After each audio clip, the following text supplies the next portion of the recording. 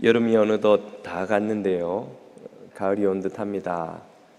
여름을 지내는데 참 힘들게 하는 것 중에 하나가 파리지요.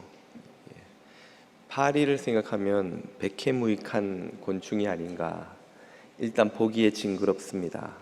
낮잠 잘 때 파리라도 나타나면 이 귀찮기가 이루 말로 할 수가 없지요.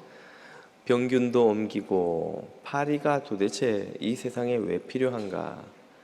저는 한때 하나님께서 도대체 파리를 창조하신 이유가 무엇일까? 왜 파리처럼 불필요한 곤충을 만드셔서 모기, 바퀴벌레, 진해 등등까지 포함해서 말이죠. 만약에 누가 여러분에게 이 파리 같은 놈아 그런 욕을 한다면 무척 기분 나쁘시겠지만 제 설명을 들어보면 오히려 기분 나쁜 건 파리 쪽일 가능성이 높다는 사실을 아시게 될 겁니다. 왜냐하면 파리는 우리의 생각과 달리 대단히 유익한 곤충이기 때문입니다. 첫째로 파리는 식물의 꽃가루를 옮기는 그 수분에서 아주 중요한 역할을 합니다. 많은 이들이 벌, 나비, 새들이 꽃가루를 옮기지 않는가, 그래서 식물이 그 수분해서 번식하게 하지 않는가 생각하지만 그 벌, 나비, 새들의 수분 양은 파리에 비하면 3발의 피입니다. 그 개체수나 활동량에 있어서 파리와 비견할 수 있는 그 수분하는 곤충이나 동물이 없어요. 한번 생각을 해 보십시오. 여러분, 새, 벌, 나비를 자주 보세요? 파리를 자주 보세요? 파리는 전 세계 어디에나 있고 여름이면 항상 있습니다. 저 적도로부터 극지방까지 파리가 없는 세상은 없어요. 여러분, 파리 잡듯이 새, 벌, 나비를 때려잡았으면 벌써 이 동물, 곤충들은 다 멸종되고 말았을 겁니다. 하지만 파리는 죽여도 어디서 나오는지 끝없이 나오죠. 그만큼 파리는 수가 많고 그 활동량도 비교가 안 돼요. 벌 잡기가 쉬워요? 파리 잡기가 쉬워요? 벌은 자주 나타나지 않아서 그렇지만 파리만큼 빠른 곤충도 별로 없습니다. 그렇게 많은 개체수와 활동량으로 엄청나게 수분을 많이 시키는 게 파리입니다. 실제로 초파리를 가지고 그 수분을 시키는 비닐하우스 농가들이 꽤 있습니다. 잘 알려지지 않아서 그렇지. 그래서 파리가 이 세상에서 사라지면 우리가 먹는 많은 야채, 과일 혹은 아름다운 꽃들이 생존하지 못합니다. 당연히 우리의 생존도 위협받겠죠. 둘째로 파리는 먹이 사슬에서 아주 중요한 역할을 합니다. 파리를 먹고 사는 작은 새, 동물, 그리고 좀 큰 곤충들에게 있어서 파리만한 이 먹이 공급을 대체할 수 있는 다른 곤충이 없습니다. 그 많은 수와 왕성한 번식력으로 파리는 끊임없이 이 지구상에 있는 생물들에게 먹이를 제공해주는 아주 중요한 곤충이죠. 만약 파리가 사라지면 바로 그 위에 있는 먹이 사슬의 생물들부터 차례로 많은 생물들이 이 지구상에서 사라지게 되고 결국 꼭대기에 있는 우리들도 위협을 받게 되죠. 세 번째로 파리는 사체 분해에 절대적인 역할을 합니다. 다른 건 좀 큰 역할이라고 하겠지만 이것은 거의 유일한 역할이라고 해도 과언이 아닙니다. 동물이든 식물이든 생명을 다해 사체가 되면 제일 먼저 달려오는 것이 바로 파리입니다. 파리는 소화기관이 발달하지 않았기 때문에 신선한 음식을 소화시킬 수 없습니다.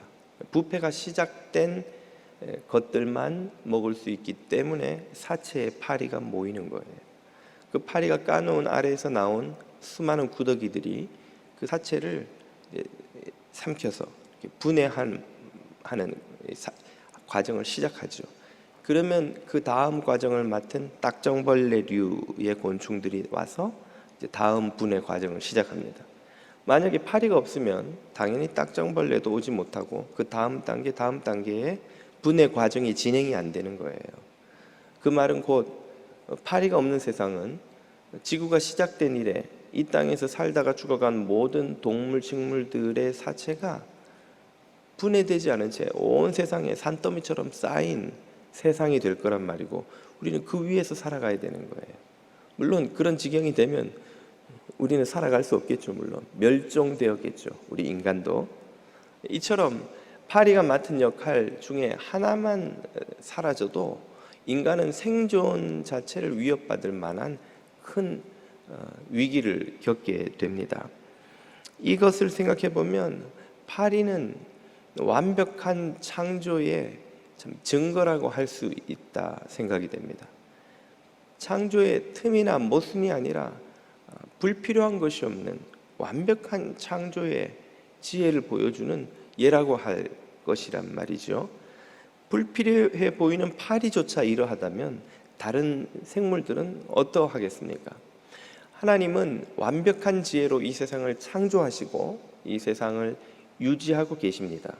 그리고 그 완벽한 지혜로 저와 여러분의 삶도 돌보고 인도하고 계시는 줄로 믿습니다.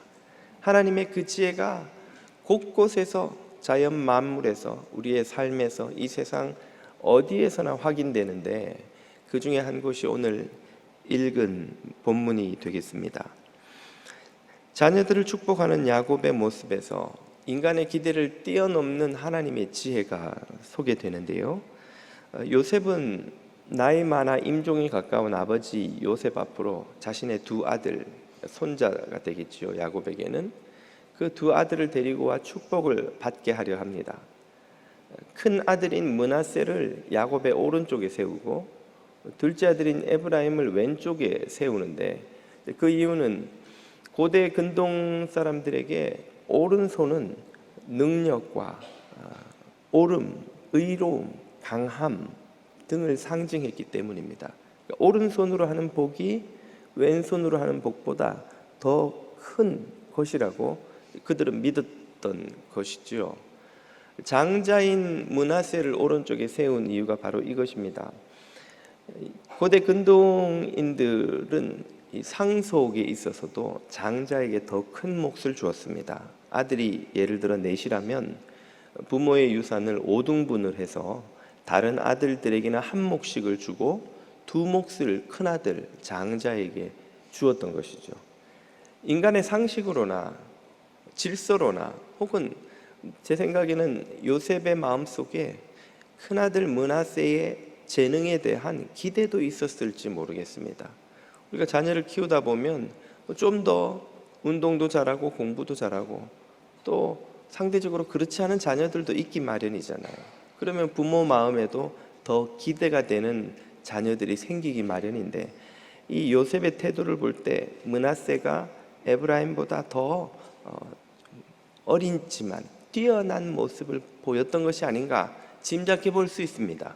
아무튼 이런 이유든 저런 이유든 요셉은 므낫세가 더 큰 복을 받아야 마땅하다 생각하고 야곱의 오른쪽에 세웠는데, 야곱이 이해할 수 없이 하기 어렵게 갑자기 이 손을 이렇게 X자로 엇갈려서 오른손으로 둘째 에브라임 머리에 얹는 거예요. 뭐 엑스칼리버도 아니고 이게 왜 야곱이 뜬금없이 이 손을 이렇게 맞잡는가? 요셉이 당황을 해서는 아버지에게 이제 일러줍니다. 아, 오른쪽에 있는 아이가 장자 므낫세가 맞아요, 아버지. 아버지가 오른손으로 큰아들을 축복해야 됩니다. 그러자 야곱이 뭐라고 답합니까? 오늘 본문 19절에 그의 답이 이렇게 소개되죠. 그의 아버지 야곱이 아들 요셉의 청을 허락하지 아니하며 이르되 나도 안다 내 아들아, 나도 안다. 이 말은 내가 몰라서 우연히 실수로 나이가 많아서 정신이 오락가락해서 이런 실수를 한 게 아니다는 말이죠. 이것은 의도적인 것이요. 지금 이 순간 야곱은 장차 이 아브라함의 후손 이스라엘 민족에게 일어날 일에 대해 하나님의 예언을 전하는 예언자의 모습으로 말하고 있는 거예요. 성경은 어떤 과정을 통해서 야곱이 그런 계시를 받게 되었는지는 설명하지 않지만 하나님의 뜻을 그가 전하고 있다는 사실을 분명히 드러냅니다. 나도 알지만 내가 의도적으로 이렇게 할 수밖에 없다는 거예요. 뭐라고 그는 말합니까? 그도 큰아들 므낫세도 한 족속이 되며 그도 크게 되겠지만 그의 아우 에브라임이 큰아들보다 더 큰 자가 되고 그의 자손이 여러 민족을 이루리라 하고, 하나님께서 큰아들보다 작은아들에게 더 큰 복을 주시려 한다는 말이죠. 그리고 이 야곱의 예언대로 이후에 북왕국 이스라엘을 주도하는 지파가 바로 이 에브라임의 후손 에브라임 지파가 됩니다. 야곱의 예언대로 작은 아들이 큰 아들보다 더 큰 복을 받는 것이죠.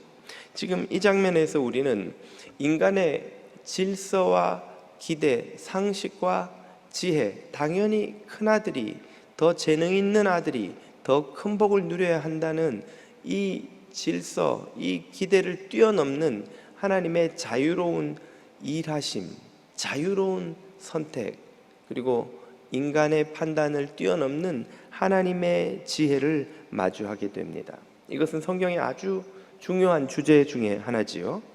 인간의 지혜는 더 깊고 오묘한 하나님의 지혜를 절대로 쫓아갈 수, 헤아릴 수 없습니다. 이사야서 55장은 이 사실을 이렇게 선지자의 음성을 통해 선언하죠. 이는 내 생각이 너희 생각과 다르며 내 길이 너희의 길과 다름이니라. 여호와의 말씀이니라. 이 말은 사람의 생각이 하나님의 생각을 헤아릴 수 없다는 뜻이에요. 하나님의 길이, 사람의 길이 하나님의 길을 쫓아갈 수 없다는 뜻이에요.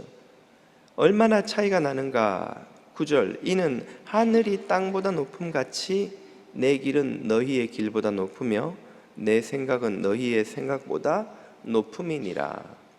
하나님과 인간의 그 지혜의 차이가 하늘과 땅만큼 차이가 난다는 거예요. 하늘과 땅은 고사하고 그냥 우리 아이들과 어른들이 대화만 해도 어른들이 하는 말을 아이들이 못 알아듣잖아요. 그 몇십 년 더 살았다고 우리가 가지고 있는 그 미묘한 뉘앙스의 그 차이를 아이들은 이해를 못 해요. 왜? 우리 진리는 맨날 밤에 이렇게 물어요. 이렇게 우리 아이들이 크다 보니까 아내가 라이드 할 일이 많습니다. 저는 밤에 일하고 아내는 아이 라이드하고 가면 진리가 엄마 언제 오냐고, 8시에 온다고 그러면 8시 되면 안 와요. 엄마 왜 안 오냐고. 엄마 늦나 봐. 아빠가 8시에 온다 그랬잖아. 그래, 아빠는 8시에 올 줄 알았어. 근데 왜 안 오는 거야? 아빠가 거짓말한 거지. 아빠는 거짓말은 아니야. 아빠는 진짜 8시에 올 줄 알았다고. 근데 안 오면 아빠는 거짓말이잖아. 그게 거짓말이 아니라는 걸 아이에게 이해시키기가 너무 어려운 거예요. 거짓말 맞나? 아무튼 늘 제가 진리하고 대화를 하면서 이 아이에게 우리 어른들이 하는 말의 그 뉘앙스를 이해시키는 게 얼마나 어려운지를 겪습니다. 아마 여러분도 다 겪으실 텐데, 고작 몇십 년 더 살고 덜 살았다고 우리들 사이에도 생각과 판단의 이 차이를 이해시키는 게 어려워요. 하물며 하늘과 땅의 차이를 어떻게 좁힐 수 있으며 어떻게 땅이 하늘의 그 생각을 이해할 수 있겠냐는 것이죠. 하나님의 지혜는 이처럼 인간의 지혜와 차원이 다릅니다. 우리가 이 땅에서 복과 은혜를 누리며 살 수 있는 이유는 하나님의 지혜가 이 세상을 다스리시기 때문에 그래요. 만약 인간이 이 세상을 인간의 지혜가 다스리고 주장해 왔다면 세상은 벌써 수천 번도 더 멸망하고 말았을 것입니다. 지금도 끊임없이 인간의 지혜는 세상을 파괴하고 훼손하고 착취와 전쟁과 갈등으로 몰아넣고 있어요. 인간이 자기가 안다고, 똑똑하다고, 자기가 맞다고 주장하면 할수록 점점 세상은 파괴됩니다. 점점 세상은 갈등이 심해지고, 점점 세상은 멸망을 향해 달려가죠. 그러나 하나님이 그 병들고 깨어지고 훼손된 세상을 당신의 완전한 지혜로 끊임없이 치유하고 회복시켜서 새롭게 치유하고 계시는 것입니다. 계시록은 그 하나님의 역사를 이렇게 설명하죠. 21장 보좌에 앉으신 이가 이르시되 보라 내가 만물을 새롭게 하노라 하시고. 아멘. 하나님이 이 세상을 끊임없이 새롭게 치유하고 계시기 때문에 세상이 망하지 않고 사는 거예요. 저와 여러분이 건강하게 사는 거예요. 여러분, 우리가 교통사고를 당하고도 치료를 잘 받으면 뼈가 다시 붙고 몸의 질서가 회복되고 그래서 다시 일상생활로 돌아오잖아요. 우리 안에 있는 생명의 힘이 망가지고 병든 데를 치유하고 있는 거예요. 회복시키고 있는 거예요. 이 세상도 하나님이 그렇게 치유하고 회복시키시기 때문에 유지되는 것입니다. 하나님의 이 완전한 지혜가 가장 잘 두드러지는 곳 하나를 꼽으라면 바로 구원의 자리, 구원의 역사가 일어나는 그 자리라고 할 수 있습니다. 예수님께서 70인의 제자를 파송하신 후에 그들이 돌아와서 선교 보고를 하는 것을 들으시고 큰 기쁨으로 이렇게 말씀하시지요. 누가복음 10장입니다. 그때 예수께서 성령으로 기뻐하시며 이르시되 천지의 주제이신 아버지여, 이 구원의 진리를 지혜롭고 슬기 있다고 자부하는 자들에게는 숨기시고 어린아이처럼 작고 약하고 보잘것없고 겸손한 이들에게 나타내심을 감사하나이다. 70인의 제자가 돌아와서 선교 보고를 하는 걸 들어보니까 누가 복음을 받아들이더냐? 지혜롭고 슬기 있다고 자부하는 바리새인들은 절대 받아들이지 않더군요. 부유한 사두개인들은 거들떠도 보지 않더군요. 권세 있는 헤롯 당은 오히려 우리를 욕하고 조롱하더군요. 하지만 세상에서 멸시받는 죄인들과 창녀들과 세리들과 가난한 이들과 율법을 모르고 지키지 못하여 바리새인들로부터 죄인이라고 손가락질 받는 그들이 복음을 받아들이더이다 라고 보고하는 것을 들으시고는 예수님이 큰 기쁨으로 이렇게 말씀하시는 거예요. 여기에서 말하는 어린아이는 바로 그런 연약한 자들, 약한 자들, 작은 자들을 말하죠. 왜 강한 자들, 슬기롭다는 자들이 복음을 받아들이지 않고 어린아이들, 약한 자, 작은 자들이 받아들입니까? 그 이유는 바로 다음 구절에 나옵니다. 옳소이다. 이렇게 된 것이 아버지의 뜻이니이다. 다시 말하면 아버지 하나님의 지혜입니다. 하나님의 지혜로우심으로 이렇게 된 것입니다. 왜 슬기롭다는 자들, 지혜롭다는 자들, 강한 자들이 복음을 받아들이지 않고 약한 자들, 작은 자들, 손가락질 받는 자들이 복음을 받아들이게 하나님은 계획하신 것입니까? 강한 자들은, 지혜롭고 슬기롭다는 자들은, 자부심으로 충만한 자들은 하나님께 영광을 돌리지 않을 것이기 때문입니다. 그들은 복음을 받아들여 구원을 누려도 그 구원이 자신들의 자격으로, 지혜로, 경건함으로, 자신들의 학식으로, 자신들의 강함으로 된 것으로 생각하기에 결코 하나님께 영광을 돌리지 못할 것이기 때문에 그런 것이죠. 그들은 하나님께 그 구원으로 인하여 감사하고 감격하며 그 구원의 힘으로, 진리의 힘으로 살지 않을 것이기 때문이죠. 왜냐하면 지금 자신들이 가진 것만으로도 살아갈 수 있기 때문에, 그들이 가진 권세와 부와 지식과 명성과 능력으로, 사회적인 힘으로 얼마든지 살아갈 수 있을 것이기 때문에 하나님이 주시는 구원의 은혜에 감사하고 감격할 이유도 없고 그 힘을 의지해 살아갈 이유도 없기 때문입니다. 하나님께 영광을 돌리지 않을 것이기 때문에 그런 것이에요. 제가 대학 다닐 때 삼청동에서 과외 아르바이트를 했는데 그 삼청동에 사셨던 분 계셔요 혹시? 한 집에 담장 둘레가 100m쯤 됩니다. 대문에서 한 바퀴 삥 돌면 100m쯤 돼요. 집에 들어가서 첫 주에 제가 길을 잃어버렸어요. 집안에서 몇 층이라고 그랬는데 가도 집안에 계속 3층인가 4층이 있는데 어딘지를 알 수가 없는 거예요. 그렇게 부유한 집에 아이를 맡아서 이제 과외를 하다 보니 한 번은 걔 생일인데 저는 나름 대학생으로 고민 끝에 좋은 그 목도리를 하나 대학로에서 찾아가지고 사서 이렇게 포장을 해서 생일 선물을 하고 들고 갔어요. 오늘 너 생일이지? 야, 선생님이 생일 선물 가져왔다. 아유, 와, 뭐예요? 그러면서 막 이렇게 열어보더니 목도리가 딱 나오니까 선생님 감사합니다. 그리고는 옷장을 열고 목도리를 걸어 놓는데 옷장에 목도리가 한 박스가 거기 걸려 있어요. 색깔별로. 부족함이 없는 아이니까 목도리가 별로 대수로운 게 아닌 거예요. 우리가 세상에서 가진 것이 많으면 하나님의 구원의 은혜가 감격할 이유가 없는 거예요. 구원이 없어도 잘 살아요. 이 세상이 천국인데 뭘 천국을 그렇게 사모하고 감사하고 감격할 이유가 있습니까? 그러나 작은 자들, 어린아이처럼 약하고 보잘것없고 하나님 말고는 의지할 것이 없는 심령이 가난한 자들은 그 구원의 은혜를 감사 감격하며 그로 인해 하나님께 영광을 돌리게 되는 거예요. 하나님의 영광이 드러나게 되는 거예요. 이것이 하나님의 지혜입니다. 이것이 하나님의 영광을 진실로 드러나게 하는 하나님의 구원 역사에 드러난 하나님의 지혜입니다. 이 지혜를 깨닫고 사도 바울이 감탄을 하지요.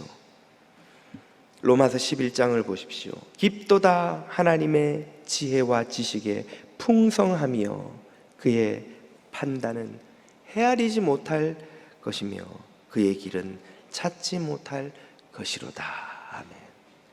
하나님의 지혜, 하나님의 지식이 얼마나 깊고 풍성한지 인간의 생각, 판단, 지혜로는 도저히 헤아리지도 쫓아가지도 예측하지도 못했던 그런 지혜라는 것이죠.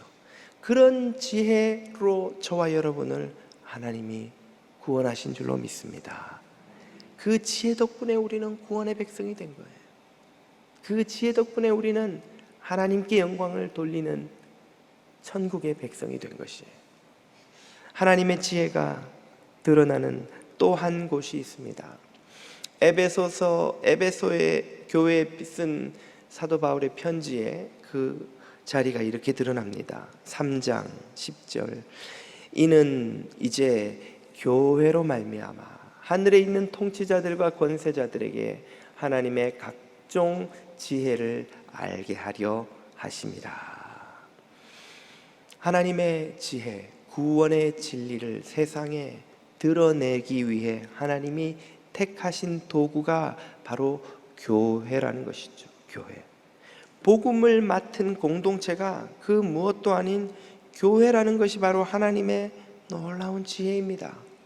왜 교회인가? 교회가 얼마나 흠이 많고 불완전하고 문제가 많은가? 교회 와서 은혜 받을 때도 있지만 상처 받을 때도 있고, 교회가 기쁨이 될 때도 있지만 교회 때문에 속상할 때도 얼마나 많은가? 이런 교회가 뭐가 좋다고 하나님은 이 교회를 복음을 맡은 공동체로 삼으셨느냐 말이에요. 왜 위대한 제국, 강력한 군대, 돈이 많은 기업, 지식이 많은 연구소를 복음을 맡은 공동체로 삼지 않으셨냐 말입니다. 그랬다면 훨씬 더 강하게 효과적으로 복음을 잘 전파할 수 있었을 것 같은데 말이죠. 그 이유를 11절이 이렇게 말씀하십니다. 곧 영원부터 우리 주 그리스도 예수 안에서 예정하신 뜻대로 하신 것이라. 영원 전부터 하나님은 이 교회를 복음 전파의 도구로 공동체로 쓰기로 계획을 하셨다는 말이고, 그 말은 그 계획을 다시 검토해 볼 시간이 어마어마하게 많았다는 뜻이에요. 하나님이 우연히 하다 보니까 어쩔 수 없이 교회밖에는 없는 것 같으네. 그래서 교회를 택하신 게 아니고 영원 전부터 예수님을 통해 교회를 세울 계획, 그 교회를 통해 복음을 전파할 계획을 세우셨는데 생각하고 또 생각해도 그분의 완전한 지혜로 아무리 다시 또다시 검토해봐도 교회 말고는 이 위대한 사명을 감당할 공동체가 없었더라는 말입니다. 이것이 하나님의 완전한 지혜가 찾아낸 최고의 선택이라는 뜻이에요. 강력한 위대한 제국에 맡겼더라면 그 어떤 제국도 결국은 몇백 년을 넘기지 못하고 다 망하고 말았습니다. 어떤 강력한 군대도 결국은 다 흩어지고 말더라는 것이죠. 돈이 많은 기업은 돈 안 되는 이 복음 전파에 관심이 없어요. 지식이 많은 연구소는 그 지식에 취해서 하나님의 지혜, 인간의 지혜로는 깨닫지도 못하는 이 지혜의 가치를 알지도 헤아리지도 당연히 거기에 관심을 갖지도 않더라는 것이죠. 복음은 누구만이, 어디만이, 어떤 공동체만이 감당하며 전파할 수 있는가? 왜 자신이 구원받게 되었는지 그 이유를 감히 헤아리지 못하여 작고 약한 자를 택하신 그 하나님의 완전한 지혜와 사랑과 긍휼에 감사 감격하여 그 복음을 붙들고 어떤 고난과 핍박과 희생이라도 기꺼이 감당하며 그 복음을 위해 달려나갈 준비가 된 이들, 그런 죄인들의 공동체 교회라야만이 이 복음을 끝까지 붙들고 전파하며 그 복음을 들고 나아갈 수 있을 것을 하나님은 아셨던 거예요. 그 결과 2000년이 지난 오늘 전 세계 곳곳에 이 복음이 퍼져가서 교회가 세워지고 그 교회를 통하여 또 복음이 전파되는 역사가 지금도 계속되고 있습니다. 전 세계 사람 3명 중에 1명은 자신을 그리스도인이라고 고백하며 예수는 주라고 고백하고 있습니다. 이 주일 아침에 전 세계 곳곳에서 열린 예배를 통해서 수많은 사람들이 예배를 통해 하나님을 경배하고 예수는 주라고 고백하고 다시금 삶의 자리로 달려나가 예수가 주이심을 고백하고 전파하는 복음 전파의 역사가 지금도 계속되고 있는 거예요. 왜? 하나님이 교회를 그 복음 전파의 도구로 삼으셨기 때문에. 바로 이 선택 속에도 하나님의 완전한 지혜가 드러나고 있는 것입니다. 하나님의 이 지혜에 감탄하는 시인의 고백을 들어보십시오. 시백사십칠편 우리 주는 위대하시며 능력이 많으시며 그의 지혜가 무궁하시도다. 아멘. 우리가 도저히 헤아릴 수 없는 무궁한 하나님의 지혜가 저와 여러분의 삶을 붙들고 지키고 인도하시는 줄 믿으시기를 바랍니다. 시백삼십육편입니다. 지혜로 하늘을 지으신 이에게 감사하라. 그 인자하심이 영원함이로다.